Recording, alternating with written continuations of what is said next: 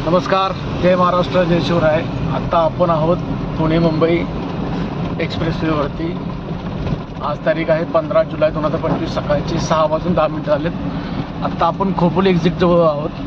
तर जस्ट एक आपलं 2-3 सेकंद पाठीमागे तीव्र उतार आहे. पुढे ट्रेलर साया घेऊन सावकाश निघालेला आहे आणि तो त्याच्या गतीनं बरोबर आहे तीव्र उतार असल्यामुळं. आणि पाठीमागून एक ट्रकवाला जोरात आला, त्याला ती गाडी कंट्रोलच झाली नाही आणि अचानक त्यानं ब्रेक मारला. हा जाऊन त्या स्लो गाडीला जाऊन पाठीमागून जोरात दणका दिला.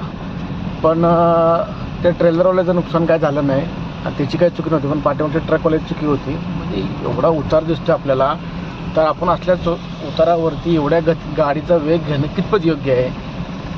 आणि पाऊस पडतोय, वरून रस्ता निसरडा आहे. म्हणजे हे वाहन चालक अशी चूक करतात आणि अशी एकाच्या चुकीमुळे निष्पाप लोकांना त्याचा हे करावं लागतं. आपली गाडी आपल्या गाडीच्या बाजूच्याच लेनमध्ये तो ट्रक होता. आपलं नशीब चांगलं, आपण त्याला खेटून नव्हतो, ना तर आपल्याला त्यानं दणका दिला असता. आपण लेफ्ट साईडनं राईट साईडला आला असतो, पण आपण राईट साईडनेच चाललो होतो बरोबर, कारण आपल्याला खोपोलीवरून एक्झिट घ्यायचं होता. आपलं आजचं काम अलिबाग आणि पनवेल या रूटचं आहे. तर सांगण्यात तात्पर्य आहे की पावसाळा मित्रांनो, सावकाश गाड्या चालवा, अंतर ठेवा आणि खास करून या मोठ्या ट्रकवाल्यांच्या बाजून गाडी चालतात सावकाश चालवा. त्याच्या गतीचा अंदाज घ्या. आपल्या मागं काय गतीनं ट्रक येतो याचा पण अंदाज घ्या, त्याप्रमाणे लेन कटिंग करा. हे अशी परिस्थिती आहे बघा.